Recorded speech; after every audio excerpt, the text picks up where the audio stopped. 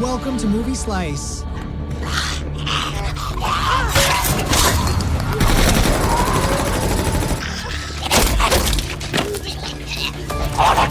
Quick, fun recaps of your favorite movies. Sharp, funny, and to the point. Hit subscribe and get your perfect slice of cinema. The movie begins with Melanie strapped her limbs every morning tightly to her wheelchair. She then secured the collar around her neck. Even with these precautions, the soldiers picking her up never relaxed for a moment. They carefully checked Melanie's restraints to ensure everything was secure before wheeling her out of her room. If any soldier got too close to Melanie, Sergeant Parks would sharply reprimand them. There were more than 20 children in the base, just like Melanie, each of whom had to be securely restrained before leaving their rooms. 2 armed soldiers escorted each child at all times. Only after confirming the children posed no immediate threat did their teacher enter the classroom. The reason for such extreme precautions was simple. These kids were second-generation zombies, carrying the zombie virus within them. Outside the base, zombies had already taken over the world. Survivors had established various safe bases for humanity. During the fight against zombies, scientists discovered these special children who had been infected while still in their mother's wombs. They looked exactly like normal kids, but once they caught the scent of a human, they immediately became dangerously aggressive. Yet these children represented humanity's greatest hope. Scientists believed they could develop a vaccine from studying these half-human, half-zombie children. After years of observation, researchers found something surprising. Children raised with human education could think and behave normally. Some, like Melanie, even proved exceptionally intelligent. Melanie's favorite teacher was Helen. Helen was the only person who didn't treat the children as freaks. Likewise, Melanie was Helen's favorite student. A simple essay by Melanie would move Helen to tears. Because of this bond, Helen often overlooked Melanie's zombie nature. But whenever that happened, Sergeant Parks would remind her harshly through experiments. Without the protective blocker gel, just a small exposure of human skin could trigger the children's bloodthirsty instincts instantly. But Melanie was the exception. She managed to suppress her zombie instincts during these experiments. Then, one day, Melanie realized something strange. It was past her usual wake-up time, yet no soldiers came to get her. She didn't understand why. Eventually, she heard soldiers outside again. This time, however, they took her somewhere she'd never been before. With growing anxiety, Melanie was shocked to find herself outside the base for the first time. Melanie, who had spent her entire life confined in the base, saw the outside world for the first time. Her eyes filled with anxiety and fear. The base was completely surrounded by countless zombies. More zombies continued pouring in without end. Soldiers desperately fired their guns, trying to hold them back, but it was clear the zombies would soon break through. Time was quickly running out. Soon, Melanie was taken to the lab. Compared to the other zombie children, Melanie was the most human-like. Dr. Caldwell decided to dissect Melanie, hoping her body held the key to developing a vaccine.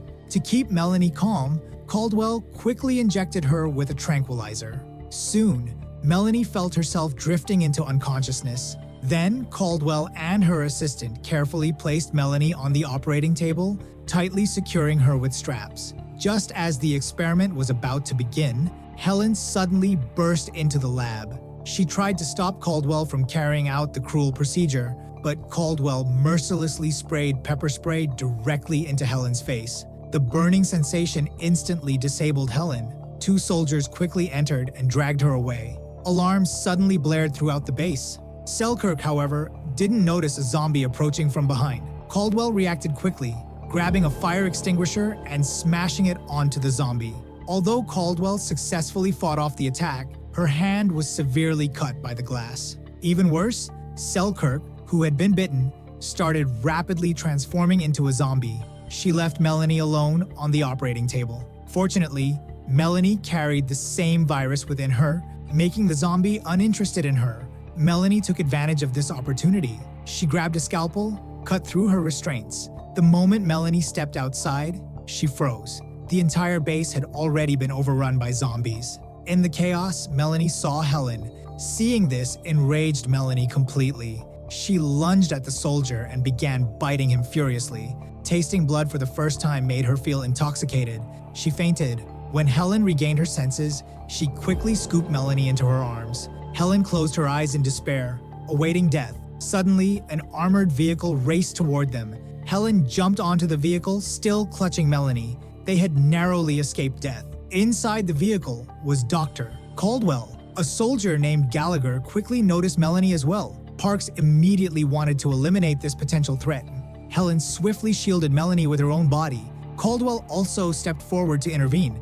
Melanie was now her only remaining experimental subject. With no other choice, Parks reluctantly backed down. But as a precaution, they strapped Melanie to the roof of the vehicle and put a bite-proof mask on her face. They headed for a lighthouse located 100 miles from the base. Another team of theirs was stationed there. However, when they reached a forest, the vehicle ran out of fuel. Forced by circumstance, they continued on foot toward the lighthouse. By evening, they reached the outskirts of a city.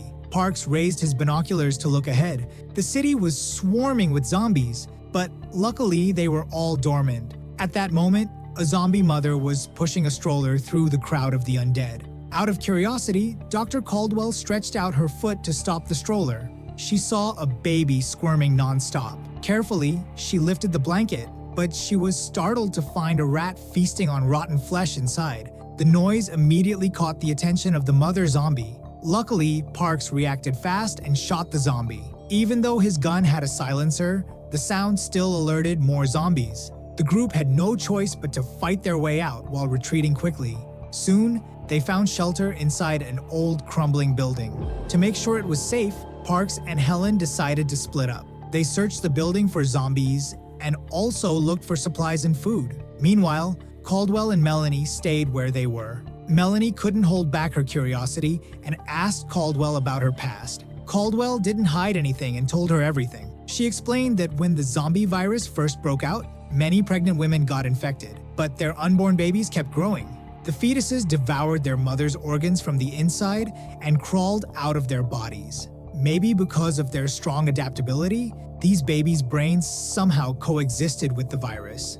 As a result, they became immune and still kept their human thoughts and emotion. Caldwell said that once a vaccine was developed, they could finally defeat the virus. Then, all remaining survivors would be saved. Hearing this, Melanie fell silent, deep in thought. The next morning, they got ready to leave, but they found a huge crowd of zombies completely blocking their way. Trying to sneak through like yesterday was almost impossible. While everyone felt helpless, Melanie volunteered to lure the zombies away, but Caldwell strongly disagreed because Melanie was her only test subject. If Melanie ran off, her research would be ruined. However, Parks looked into Melanie's sincere eyes. In the end, he decided to let her try. Before leaving, Helen thoughtfully helped Melanie change into fresh clothes. Then, Melanie walked straight into the zombie crowd. Because she also carried the virus in her body, the zombies had no interest in her. After Melanie walked out of the zombie crowd, she soon spotted a stray cat on the road. Her zombie instincts instantly kicked in. She chased after it and had a big feast. After that, she continued wandering outside.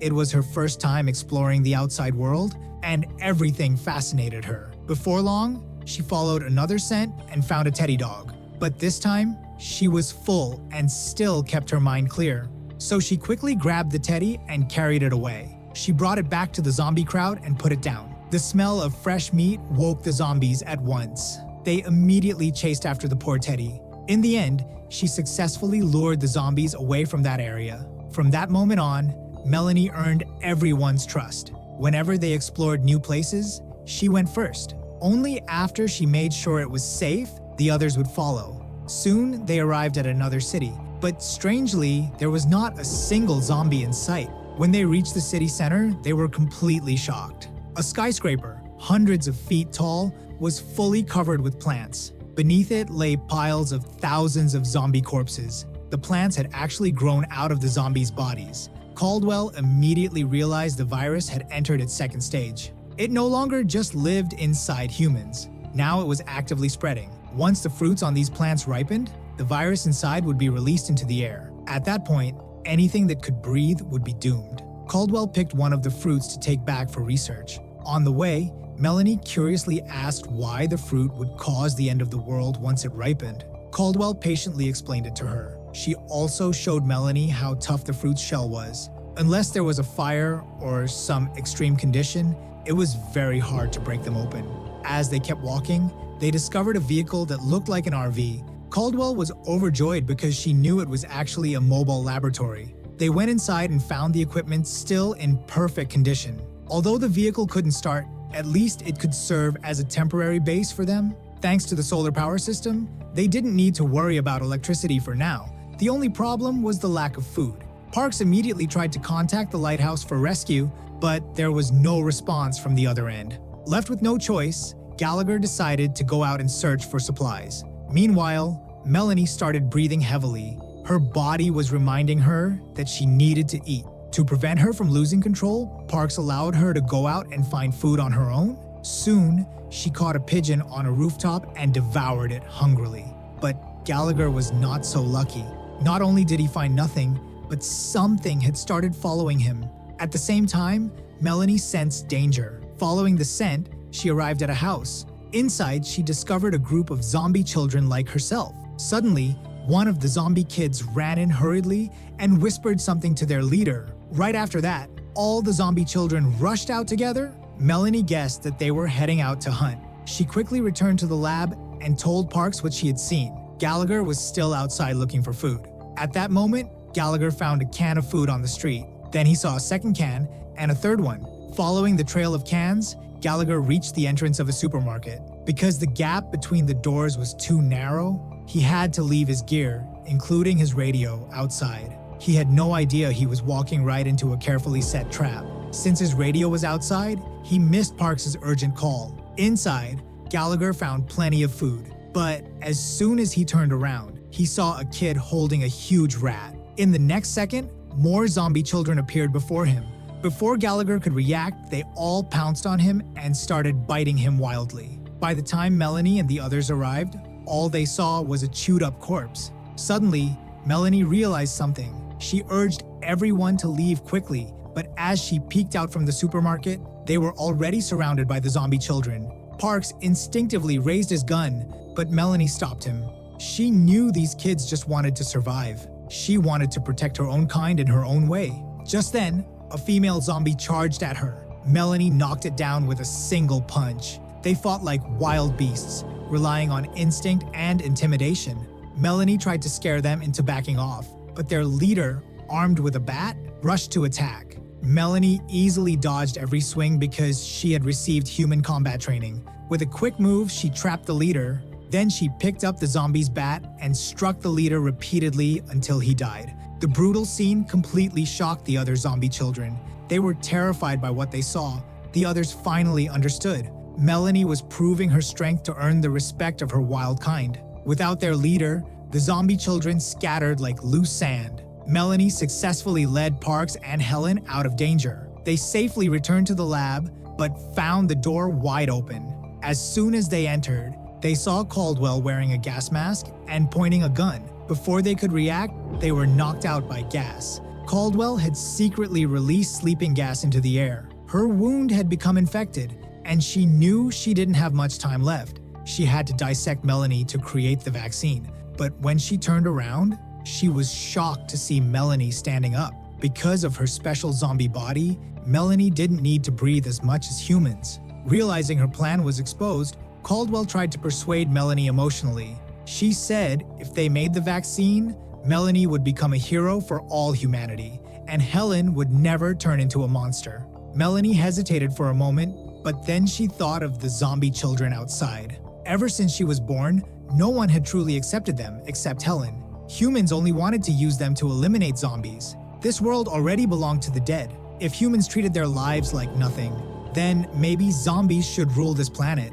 Melanie told Caldwell to stay inside the lab. Then she walked out alone.